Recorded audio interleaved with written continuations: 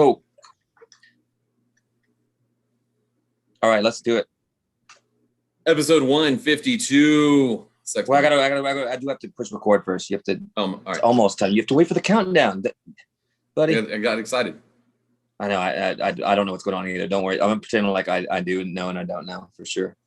All right. Start it in 3, 2, 1, or whatever you want. Oh. It's episode 152. It's Lima time. He's Patrick. I'm James. You are our sponsors. All of you, individually. Thank you. Yeah. No, yeah. You really are. Well, I think technically we didn't really have a falling out with Bravado other than never paying us. But technically, I think that they are still contractually obligated to us. Yeah, I mean, the sacks of money is just increasing the number of sacks. Honestly, we really could just. I mean, even though we are ethical people, we could just be like, yeah, we've been doing these long spots for all of these years. Every single episode, we haven't stopped because they're not listening. They're not checking in on it. Right. And just be like, so y'all do owe us like $75,000 at minimum, probably more than that. But that's where we're at. So the exposure that they are getting because of us is almost unknowable. I know. I mean, yeah, but I mean, back in the day, I was writing jingles for them every week. We did a lot of the legwork that really built the foundation of that growing company. You know, I mean, like we really we're the bones of it. So I mean, the fact that we're not being rewarded with stock options or really just a seat on the board is honestly pretty egregious. Yeah, it really is. So yeah, so Bravado Spice, the spice of your life. I think that's what it was. Was that what it was? I missed that. Okay. I didn't realize how much I missed that until I just heard it. So that was good. do a new genre every week. Like this week's the polka. Astros are good again. How's your week going? Yeah, I mean it's not bad. It's last week of school coming up. All right. So back when we started like 2 weeks after everybody else, I was like, ha, yes, this rocks. And now that we're going like 2 weeks past everybody else, I'm like, that's all. And and you even know in that moment, you're like, oh, I'm going to regret this when everybody else is out. But you don't care in the moment. You're like, this rules. I'm going to take what I can get right now and I'll deal with that later. But then now that it's here, you're like, shit. It's that reaping sowing tweet. This is pretty late though. This is pretty late. I mean, it's June. It's June, and everybody else has been out, at least a week. So the whole year, they've been out the entire year. I have students that are still on spring break from March 2020. So shout out to them. Would they go to South Padre Island? Are they at the MTV Funhouse? They just Simon Rex. They've been there for 15 months, and Kurt Loder's doing some report on the fucking Bush. Yep. Jenny Ellis, you still there? Shout out to Kennedy. Where's Kennedy at? Sway's definitely there. Sway's a legend. Yeah, the MTV really had some actual journalists on. They did. Working there. That's pretty good. Shout out to MTV. Name one artist that you discovered via MTV or M2. M2 was my favorite of the two, but name one musician that you were like, oh heck yeah. Oh man, God, there's got to be so many. I can't think of it. I don't have like a visceral response to that. I'm trying to think. There's got to be. It was probably like a cool rapper. There's probably a rapper whose video premiered on there that was like, oh, this is awesome. I know I watched it and I know I discovered some people, but I don't know specifically. I don't remember a moment where I was like, oh, In Sync, these guys rule. And then I was just like, I don't know. Who was the VJ that he's a white bald, he was a bald, like bigger white dude. His first name was Matt. I cannot think of it. Matt Pinfield. That's exactly who it is. I have to give credit to M2 for introducing me to Rufus Wainwright. I really like Rufus Wainwright. Yeah, Rufus Wainwright rules. Yeah, they did. They played really good music videos on M2. Like they had, you really were getting like actual indie bands, and like you were getting some good shit on there for all genres too. They did that for hip hop as well. I don't know. I cannot think of a reason why they just stopped doing that. Yeah, and every time I watch a music video, like every once in a while, I'll just be on YouTube and listen to music, and while I'll watch a video, I'm like, people still make them and they still rule. I'm just like, what? Yeah. Every time I see one, I'm like, why is this just playing? Like this has to be at least as good numbers wise as my second pregnant teen twin, or whatever.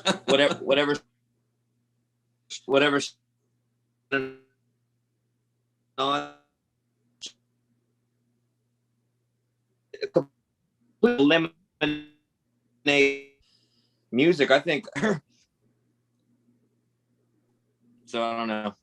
Sad. Are you frozen? Are you back? All right, you're back. You kind of faded in a little bit. All right. I better not have. How was your week? Whatever. I don't know. It was fine. Right. It's tight.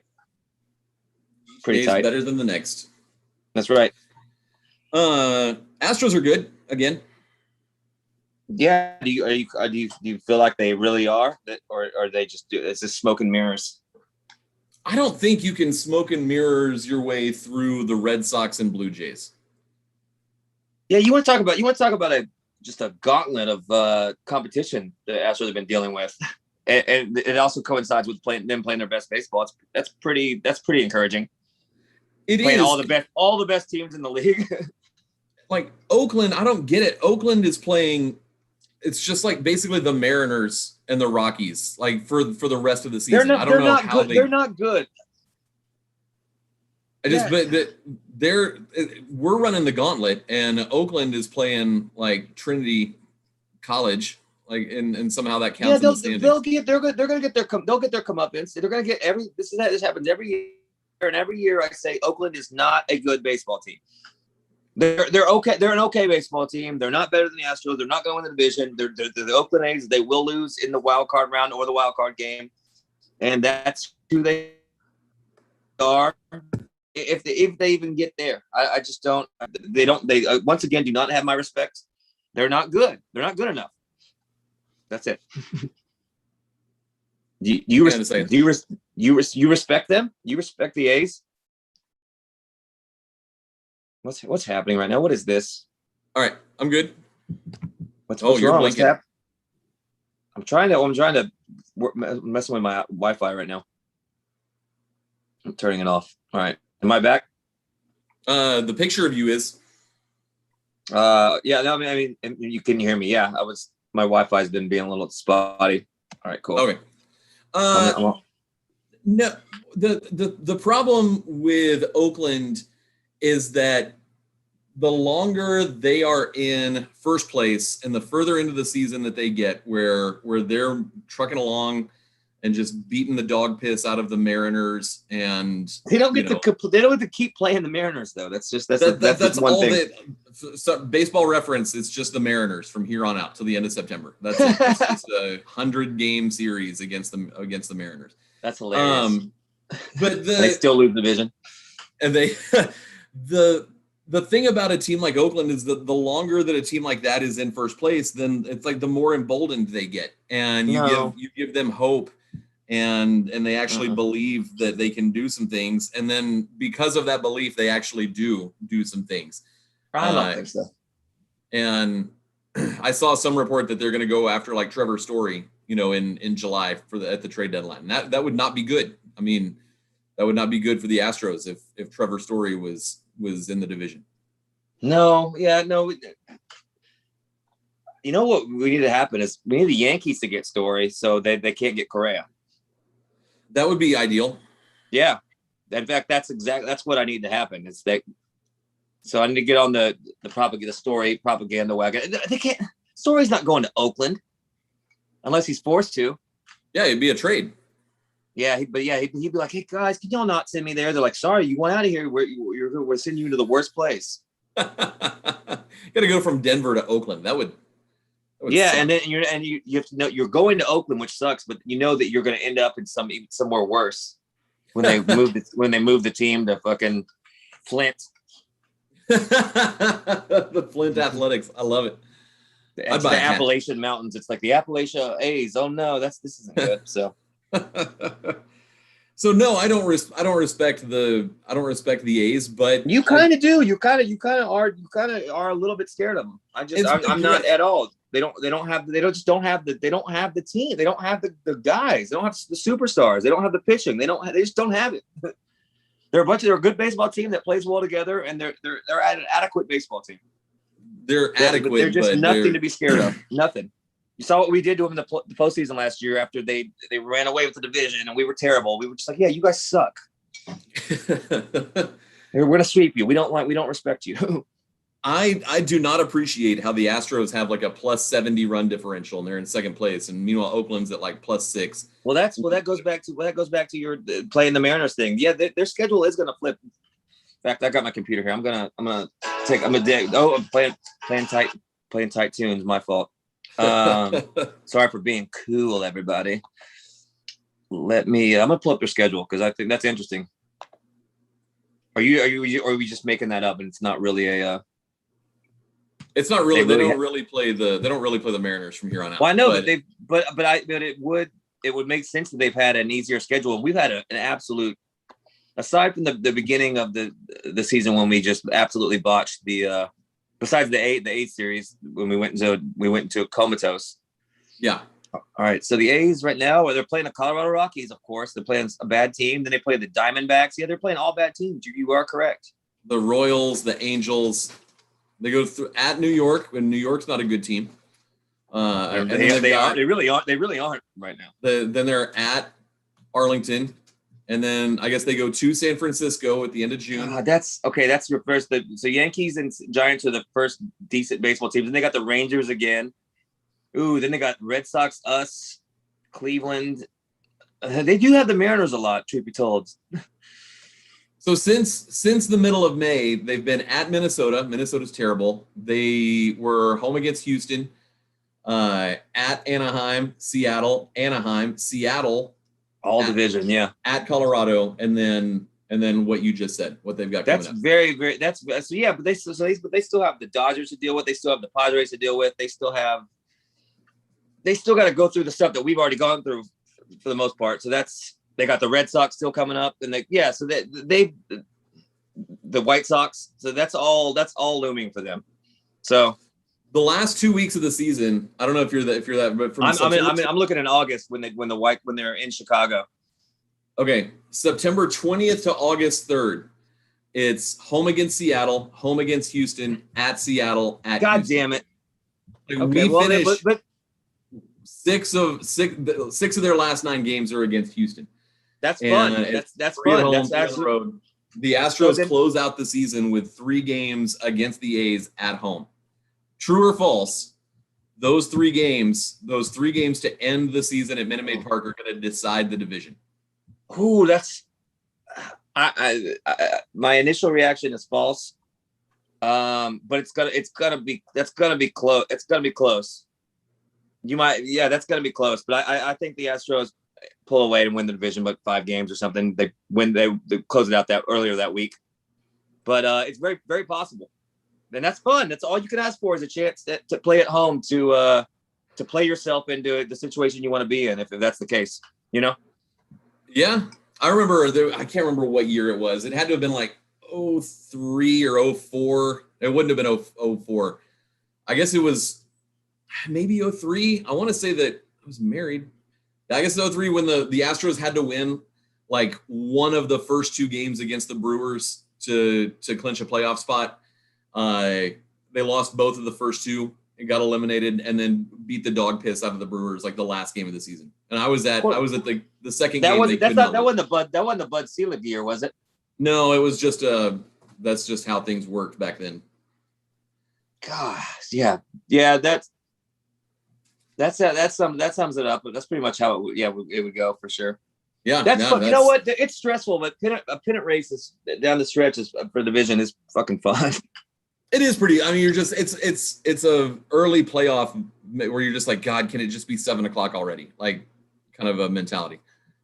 Yeah, and no, and I don't feel like the AL West has encapsulated the that division rival feeling that we had in the NL Central, where it was the Cardinals and the Cubs, and there was an energy and stuff. It's like, yeah, the A's are our division rival. I don't give a shit about the Oakland A's. I couldn't care. I couldn't care less.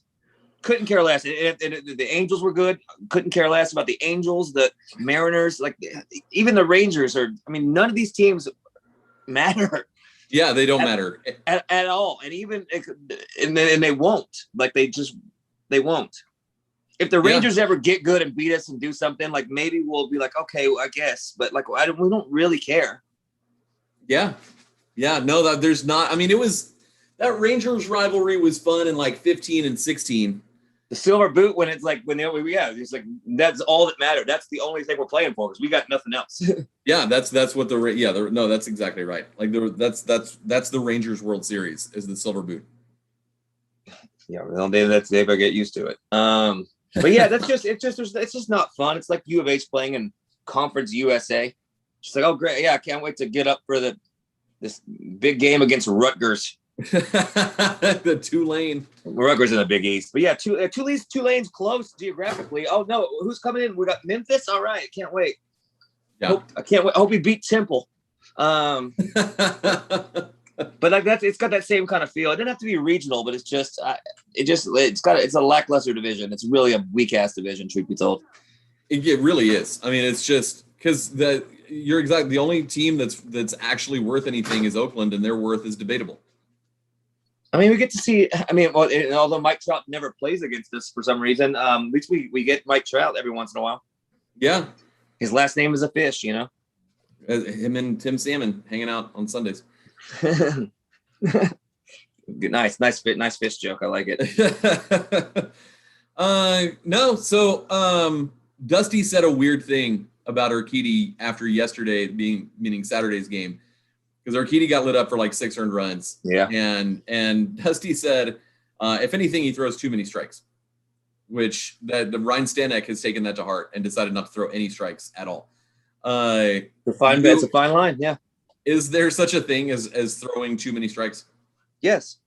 You leave the ball over the plate, you're going to get body rocked. It's Major League Baseball. You got to have pitches that fall off the plate and that trick them that are not actually strikes. You might get a strike, but you're not throwing strikes. He throws too many balls over the plate.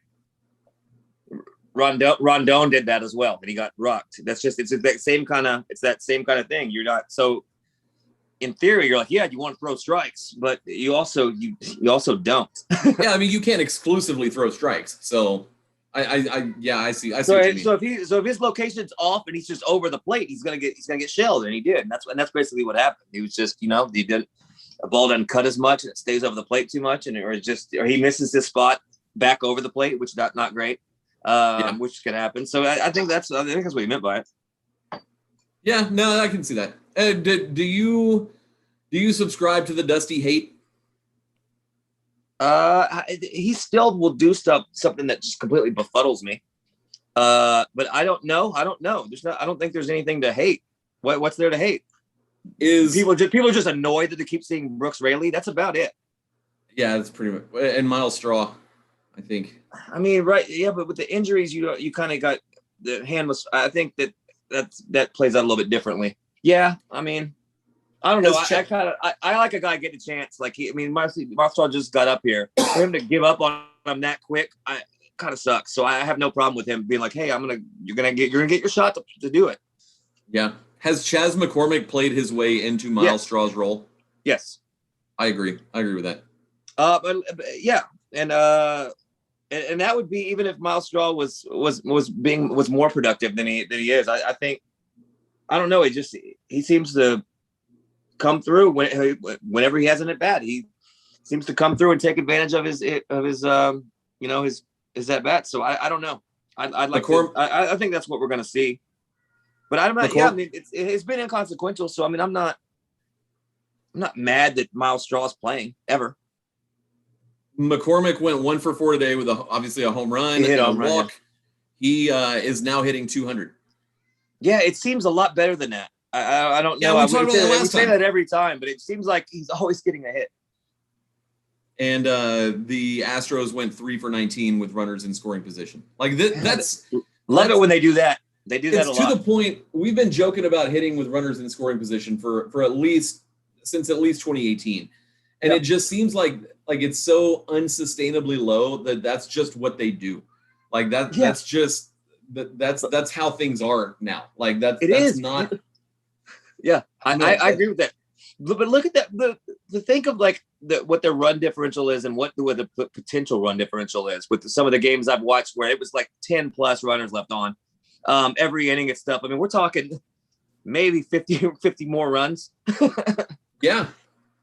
But yeah, that's what they do. And they're always going to have traffic and they're always going to get out. I mean, I think you're right. I think that's the nature of how they play baseball. They're going to, they get on base. They got guys that get on base and sometimes they're going to they're going to drive those runs in, and it's baseball. A lot of times you're not, and you're just going to leave guys on, and that's frustrating. Altuve, Correa, Bregman combined went 0 for 7 with runners in scoring position. Today. Okay, yeah. That's the thing that. Yeah, that's the thing that really grinds my gears when they do that. Where you can't have one guy step up when the other guy's not.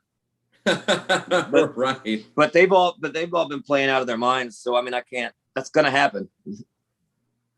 Yeah, and I mean, it didn't. You want a baseball. Really you want a baseball game, so I mean, that's pretty good. Yeah, that's true. I mean, eventually, I don't know that there's such a thing as clutch hitting.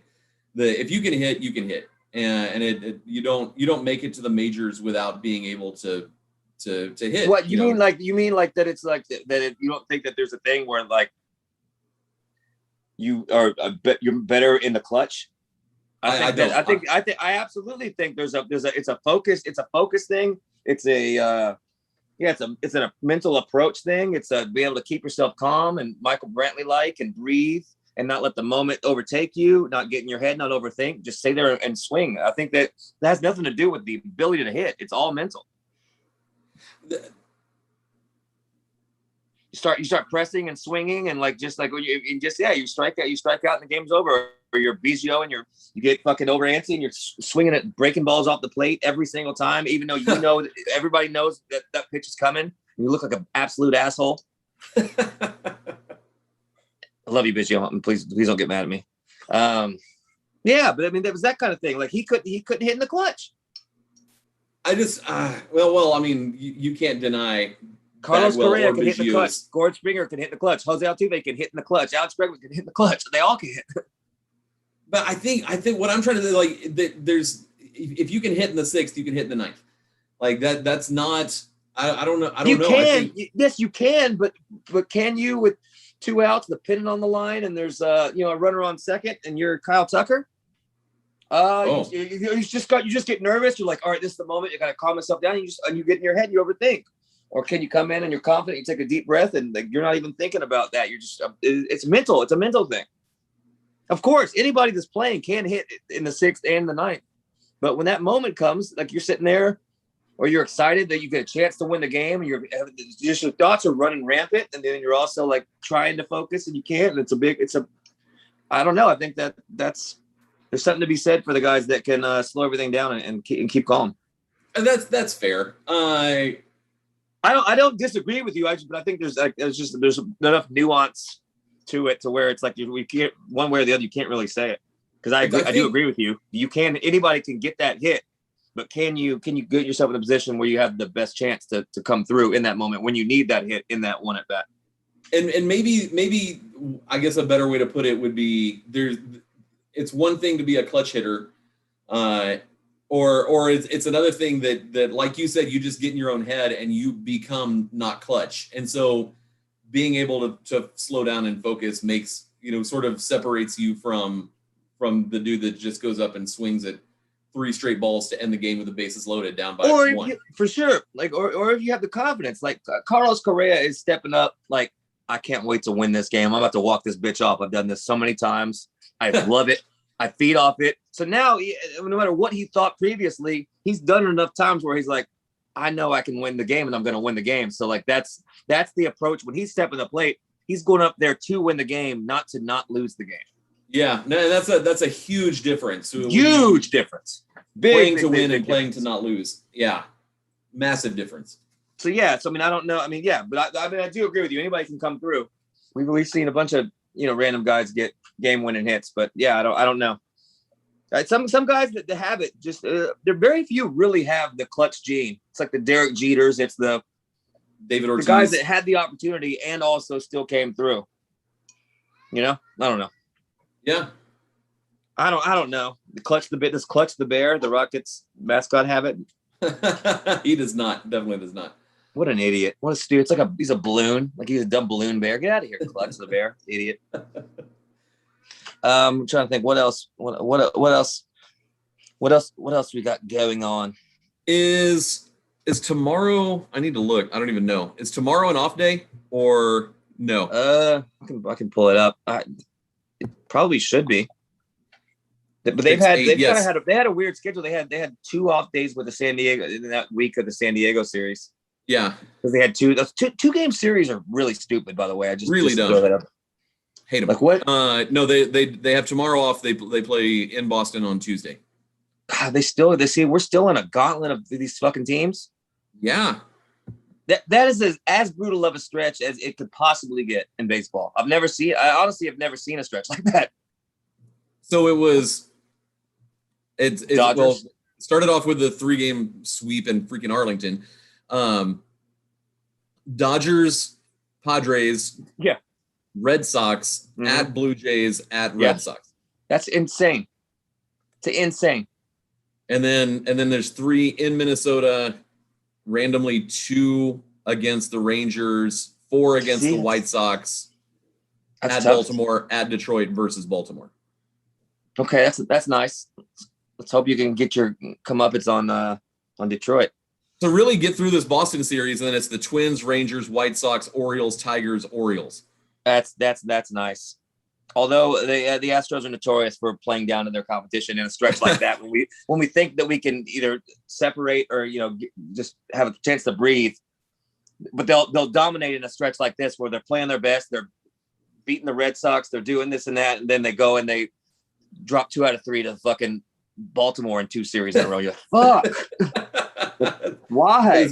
Very on brand. And then Oakland just keeps splitting with the Mariners. Somehow it just stays the same. The American League is getting exponentially tougher with the White Sox becoming good. You got the Blue Jays coming up there. So now it really makes it tough where there are just a few shitty teams, and then you gotta deal with it. So there's some parity. There's some parity. There wasn't 2 years ago when we were sitting here. We're like, no, we know the playoff teams right now. Pretty much nobody else is getting in. We know exactly how it sets up. Yeah. Until then, the White Sox were going to step up and slide in, and then so I don't know. I hope they do. I'm tired of the Twins. I'm tired of the Indians. Oh, the White Sox. It's the White Sox. It's their time. It's their time. The Indians are done. They're just petering off in Native American cursed mediocrity. Yeah, I'm done with the Twins. I'm tired of them just showing up for one game and just looking all good in their cool cream uniforms, and then having it snow. And yeah, we're sick of them. And then get swept by the Yankees again, or us, Fuck the Yankees. They're like booing Giancarlo Stanton and Mike Trout. Mike Judge. Mike Judge, the guy who created Beavis and Butthead. Aaron Judge. They're a bunch of garbage, man. They're just terrible. Can you imagine booing your own guy just because he goes like a streak where he doesn't hit for a few days? Can you imagine that? No. Unless you're Preston Wilson, you're not getting. Unless you're Preston Wilson and you haven't got contact on a baseball for 3 or 4 weeks. He struck out so many times in a row. It was just like we were like rooting for him to strike out. Yeah, just to see it, just to be there for history. Insane. So yeah, I don't know. Yeah, the Yankees are getting everything that they deserve. I'd really like for us to go and win that series in Boston and kind of knock them back a notch and just be like, "Hey, don't remember that we are still here." Right. That's just good going forward. I don't know. We are good. I'm terrified of the bullpen, terrified of the rotation, but it's all pieces are there.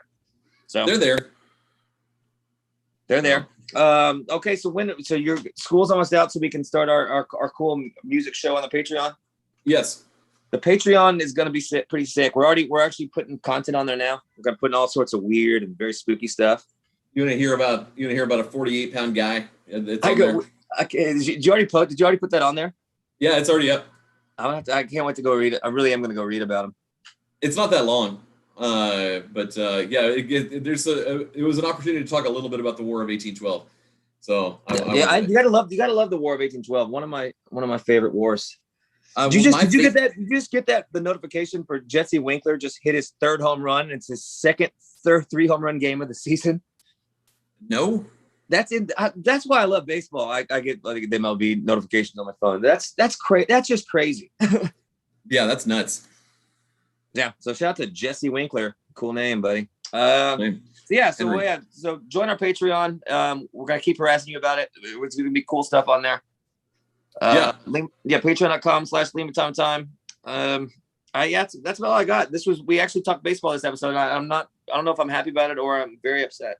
Yeah, we might have to do a bonus episode later in the week where we don't talk. Yeah, about we will. baseball. We'll do some. We'll listen to some punk album or something. Yeah. All right, man. All right. We'll see. I'll see you later this week. Yeah, sounds good. Goodbye, people on the stream. If that even worked, it probably didn't work. It never works. All right. Shut the fuck up. All right. Goodbye. All right, see it. Let's see. Turn off, please. Thank you. Stream. Turn off stream.